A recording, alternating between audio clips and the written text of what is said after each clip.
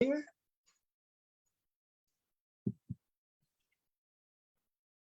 Okay. There we are. Good morning, fellow Toastmasters and all of you potential Toastmasters out there.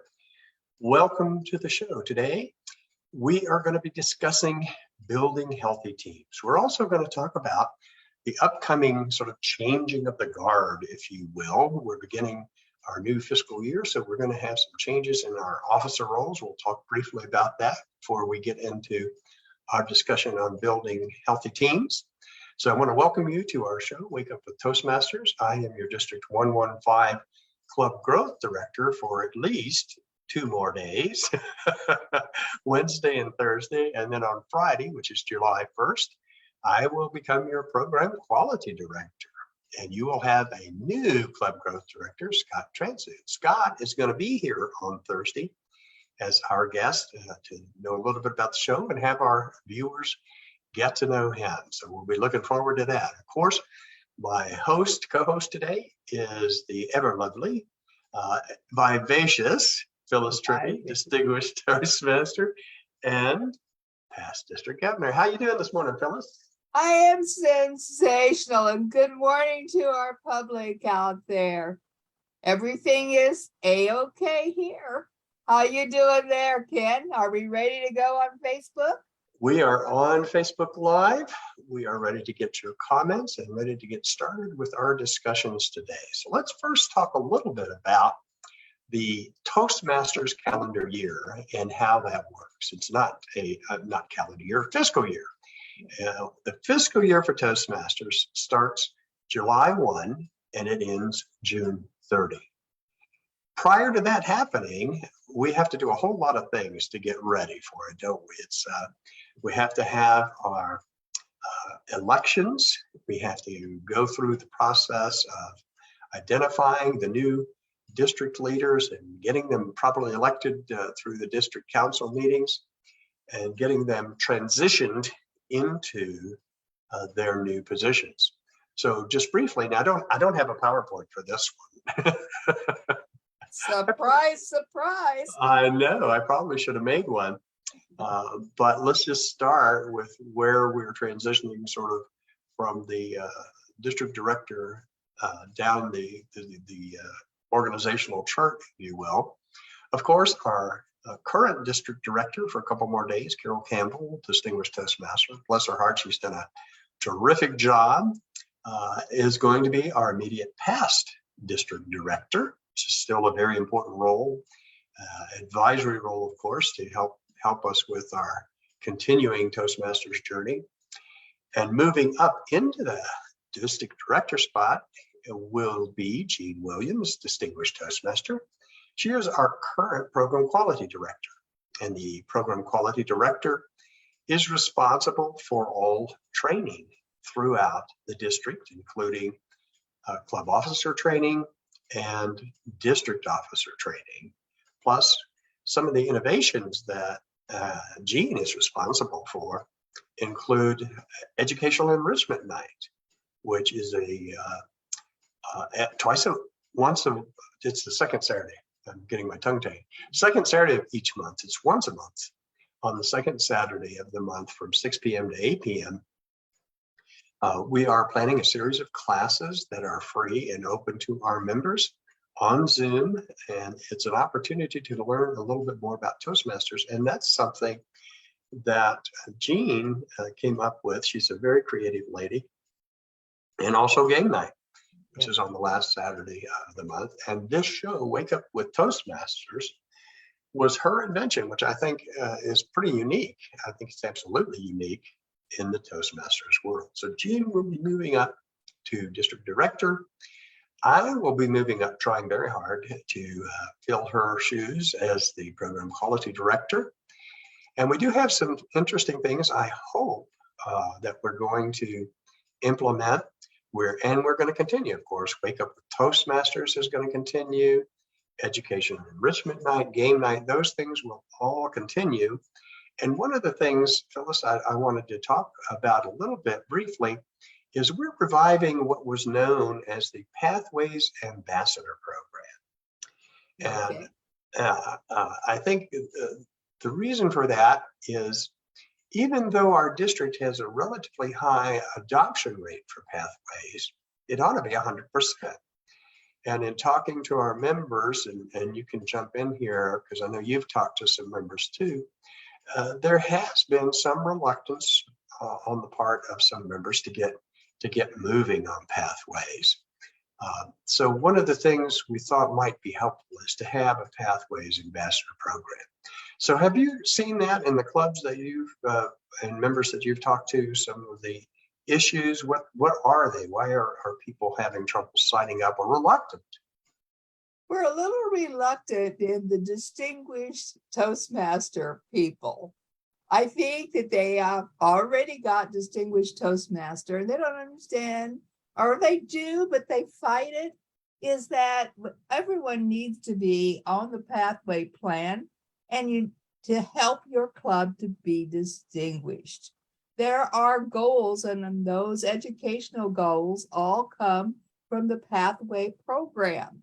And it's up to each member to help the club be distinguished. And you cannot help them if you are not working the pathway plan. And I think people need to go over the Toastmaster promise. And in that promise, when you join Toastmasters and you recite the promise, I hope that all clubs are doing that for their new members. But just reading it over, what is it that you intend to do when you join Toastmasters? And one of those things is to do an educational program, which at this time is Pathways. Why do they not want to do it? Well, you find a lot of people that do not like to do things off the computer. And I'll admit, it's kind of disturbing when you first go in there and you look at this and you have to read this. And if you don't do this, you can't get this. Everything follows this. It gets to be irritating, whereas in the old plan, you picked up a book and you shuffled through till you found the page. And you could probably find it within a minute, maybe less. That's not true of Pathways. But it is, once you practice using it. There's nothing taunting about the Pathways program. As you say, every second Saturday of the month, there is a class on Pathways. If you're having problems, go and see how to do it easier. But it's like anything else on a computer. The more you use it, the easier it is to operate. And So what I've always said, if you don't like where you're at, close out the whole international website and go back in and start again. Whatever you've done in the past will not hurt it. It is infallible. It will still be working and you can start over. So we have some people who are computer adverse and some people who maybe need to spark a little motivation, internal self-motivation to get on the Pathways program. And we are going to have next year some Pathways ambassadors who can help them. So we'll be looking forward to that as part of my plans to continue on as your new program quality director. Our new club growth director is Scott Transu, and Scott came to us from New York, where he served. He was in, I forgot, upstate New York, I think, where he was an area director and subsequently a division director. And one of his mentors was Richard Peck. And Richard, you may recall, is a former international president. And I think he's currently acting president. He's taken over during this transition period. So Scott, we're looking forward to him. He's a great guy. I've been working with him on the transition sort of behind the scenes, prepping him for some of the things he can look forward to. And we'll have him on the show this Thursday, and then he will be taking over Wake Up with Toastmasters on Thursdays. And then I think you're going to be his co-host still, and you and I will still be working on Tuesdays. So that will broaden the horizons and the number of hosts for Wake Up with Toastmasters, which is pretty exciting. I also want to give a shout out to our incoming division directors. Excuse me. I don't have the complete list yet I think we're still looking for a couple of area directors. So we'll introduce them at another show, but I do want to recognize that we do have some marvelous folks coming in our division director positions. In Division A, we're going to have Larry Johnson. Larry was an area director last year. He's just a really, really great guy. Was instrumental in getting Toastmasters in the Kitchen up and running, Library 2.0. He works at the libraries, been part of that club. So he will be taking over as the division director for Division A. For Division B, long-term Toastmaster, Anita Della Croce. And I think her name is just fun to say, Della Croce. It gives you a chance to get that Italian out there. So Anita will be the new Division B director. And in Division C, we have Phyllis Wall. Many of our members know Phyllis. She's been Toastmaster in Windjammers, and she's also in Sage Leaders, as I recall. But she's a great Toastmaster, always willing to help out, always there when you need someone to answer questions. So she's going to be there. And of course, our really good friend and current public relations manager, Jennifer Smith. Jennifer will be the Division D director. And I see she just joined us online.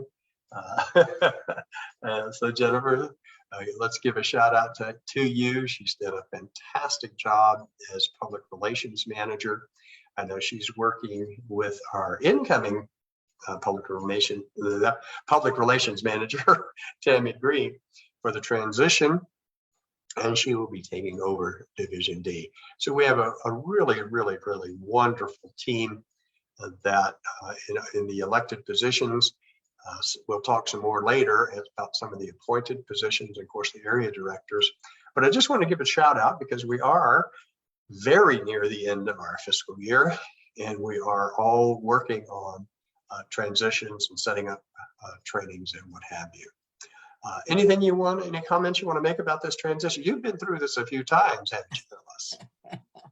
Well, yes, as I say, once you're in the top 3, it's like 4 years you do these transitions and the trainings.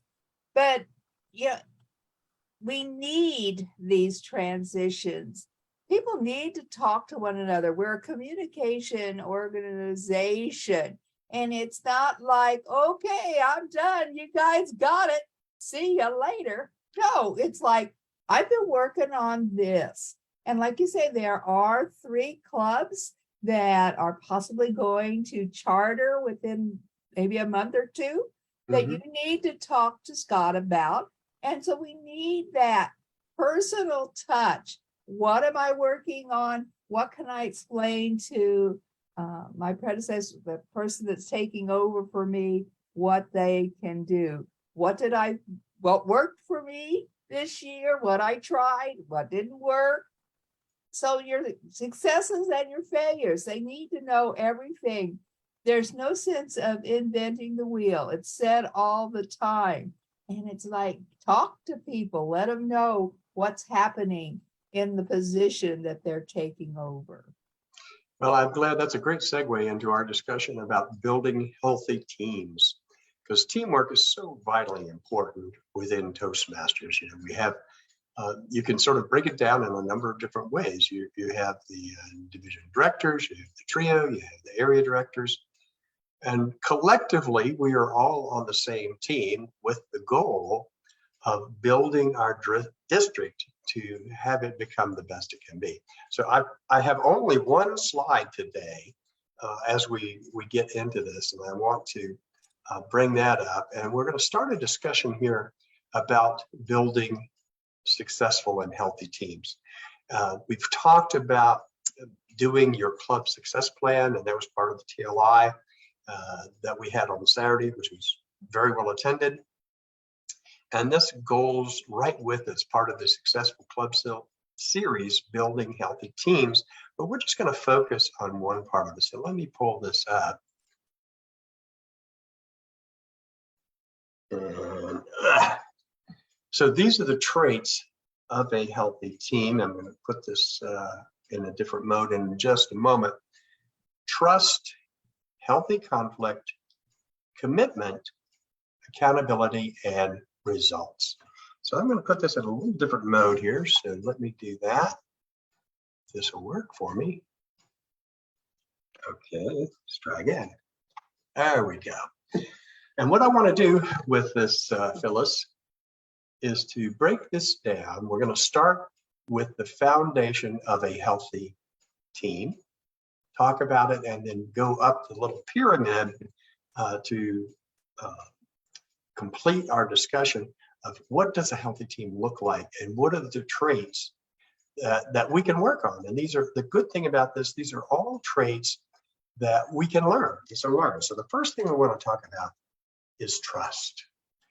And trust is vitally important in any team. You have to trust your teammates that they are going to follow, the values of Toastmasters, the integrity, respect, service, and excellence, the values of Toastmasters Internationals, and you have to build that trust.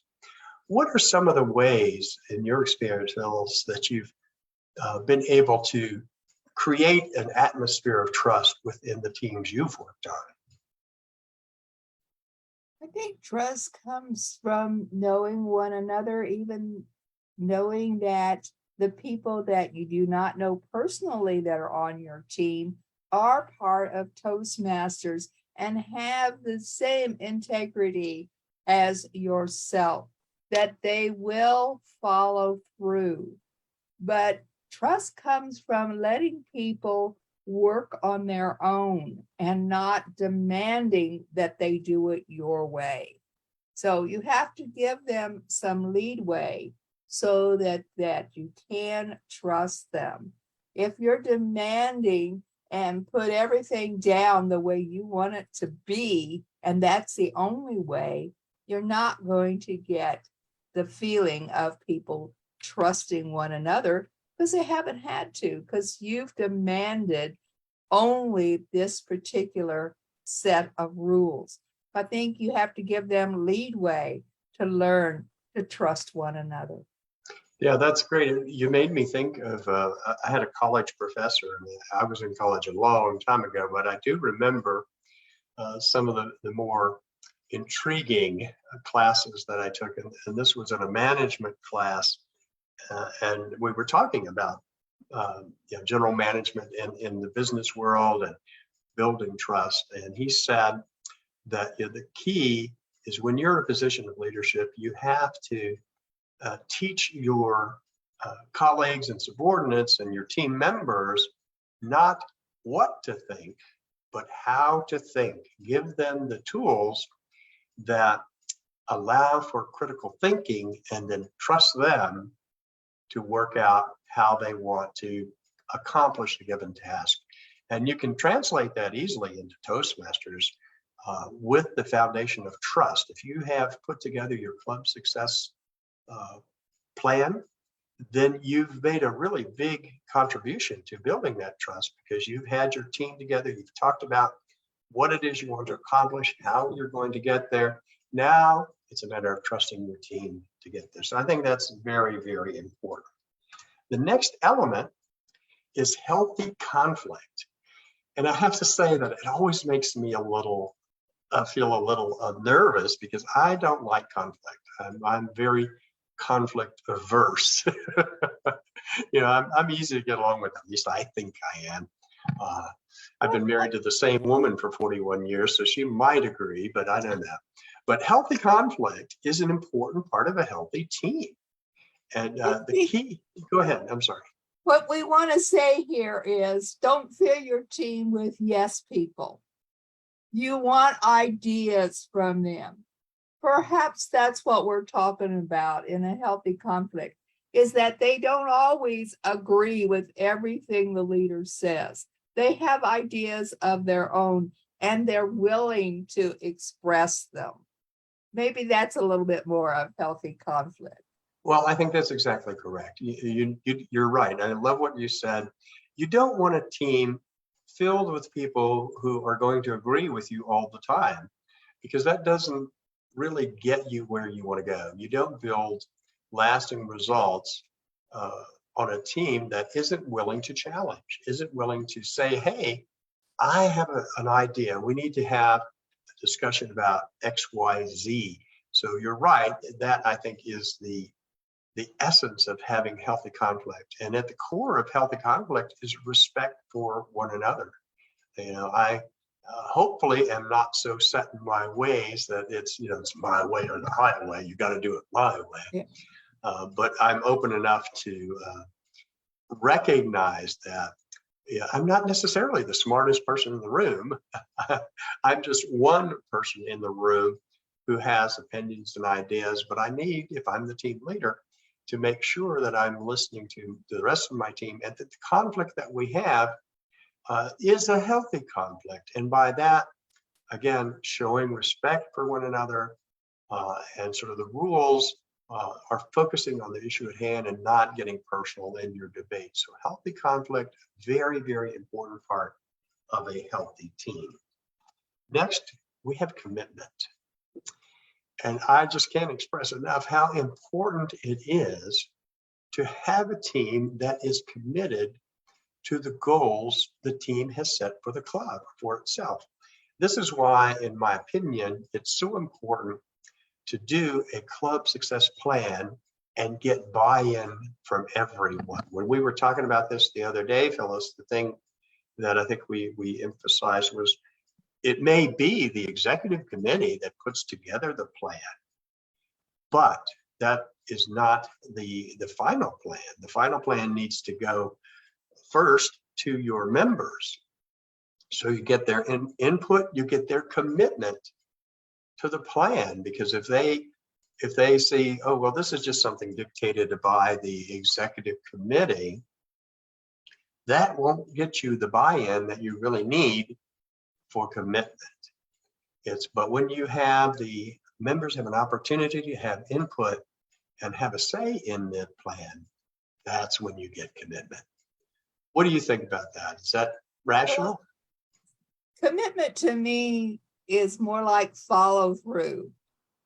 I've said I'm going to do X, and I do X, and I do it in the time allotted, that I am committed to follow through, to be the person that takes the action and follows through to get the job done. And that's where trust comes in. The leader has to trust their members that they are committed and will follow through, that they can check on them once in a while, but they should not override them. Let them be committed. Exactly. And that's a very, very good point. Commitment is very, very much linked to follow through. So if I tell my club, hey, I'm going to complete a level 2 educational as one of our DCP goals, I'm going to complete that for the end of the year and contribute to the club in that fashion, that's a commitment I'm making. And the follow through, the end result is, of course, the educational going to the club. So commitment is very, very important. Accountability, that's another very, very important trait of a healthy team. If you are committed to the team and the club, then you will be accountable. It flows from that. And it's just as you said, when you make that commitment, your demonstration of commitment is the accountability you have to the team to follow through. Any thoughts on that section, Phyllis? I'm hear about accountability, but as a team, we are still accountable to others. So knowing what your main goal is can help you know who you're accountable to and the accountability of your members. And that also builds your own leadership skills. When you're focused on making sure you're delivering on your commitment, you are accountable to the club, to your committees, to whomever, that is a key trait of leadership that carries forward throughout not just your Toastmasters journey, but also in the real world, business world, or wherever it might be, that people come to say, oh, well, Phyllis, I know Phyllis is very accountable. She's committed, she's accountable. If she tells you she's going to do X, Y, Z, it will happen. And the ultimate measure of that is our last trait here at the very top of the pyramid is results. If you've built your team with these healthy traits, trust, healthy conflict, commitment, and accountability, you will see results. And those results, at least in our world, in the Toastmaster world, is typically going to be reflected through the Distinguished Club program. And that's why it's so important as the foundation of building your club success plan and building your team. What are your thoughts on that? Does this make sense in terms of how we build a healthy team? Oh, absolutely. But I think when you mentioned the other world, the real world, the business world, is that not what everybody wants? I would think is to gain in their workplace, that they are getting promotions and leading to management. And I think that by learning all of the educationals that we have in Toastmasters, people can take this results and take it out into the business world and gain in the business world. And that's what we all want. That's what we're working for, is self-improvement. And we get that in Toastmasters. Exactly. And that's the leadership and the communication projects that are in Pathways Yes. that we work on create transferable skills. Mhm. And those skills are developed over time. So it's really, when you move into district leadership, you begin to see how these things are woven together. And everything from serving on the executive committee, completing your projects and pathways, even the roles that you play at a specific club meeting, whether it's the counter or the grammarian or whatever the role might be, you are building skills, you are building capacity for transferable skills in communication and leadership that are really going to stand you in good stead going forward. Does that sound like that's ring true? Well, I think that's true. And we need to think about the club and being a speaker and a manager and a leader in the club, and then going on to a larger arena and being an area director. That's more people in your scope that can fit onto your team. And then you go on to be division director. So you just keep building a larger arena to learn and be more aggressive with your training for leadership. It happens all along. And, everybody is a leader, where they think they are or not. And definitely when you get into business, you know that you are a leader. Exactly. And that's what we're all about, is we build leadership, we build communication skills in Toastmasters. Well, we're at 6:28, so we're Wow. right on schedule here. We're not going to run over, I don't think, today. I just want to have a moment for a few announcements and remind everyone that Wake Up with Toastmasters is on this Facebook page 5 days a week, Monday through Friday. So if you would like to be a guest, I know it's early, 6 a.m. is an early time, but you can do it just once. If you'd like to come on and talk about your Toastmasters journey, promote your club or your clubs, we'd love to have you. Just send me an email at d115cgd@gmail.com. And even when Scott takes over, he will have the same email address. so that there will be consistency. We talked about the transition, so we'll have that. Coming up, let's see, July 9th will be our online TLI. We just finished our in-person TLI on Saturday. It was well attended. We had a great turnout. For those who would prefer to attend online, that's July 9th. Send me an email if you don't have the registration information. I'll get you connected. And then on July 16th, we're going to have our first of 3 district officer trainings. That will also be online. I'm hoping the next 2 will be in person, but our first one will be online, and this will be for our incoming division directors and area directors.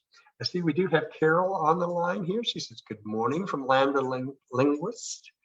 And she appreciates this thoughtful and discussion and building health team. Thank you, Carol. It's always so wonderful. Jennifer, of course, is here. Yes, Jean is going to be a great district director with lots of great ideas. So, and let's see, Jennifer, this is your slide. Okay. Yes. So on July the 9th, we have the online TLI. Will that take the place of enrichment night, or will we still have some other programs other than the TLI training? No, it's all going to be TLI that night. Okay. And part of the reason for that is, just getting the 6 to 8 p.m. time slot was, it's always a bit of a challenge. I mean, it's getting better and better. But yeah, I just wanted to start that for just that evening. Okay. It'll just be TLI, and then August 13th will be our next educational enrichment night, and a schedule for that will be going out in the near future. Okay. Okay, I want to thank our visitors, both Carol and Jennifer. Thanks for taking a moment to sit in on Wake Up with Toastmasters. We deeply appreciate it. And we'll be back here on Thursday, which is the last day of the fiscal year, and Scott Trans, who will be our guest. Any final thoughts, Phyllis? Come and visit us. We need to have visitors. Absolutely. People are going to get tired of us talking about stuff, but we seem to have sort of an endless stream of ideas here, but we'd love to have you as our guest. So have a great day, everybody, and we will see you back here on Thursday. Bye-bye. Bye.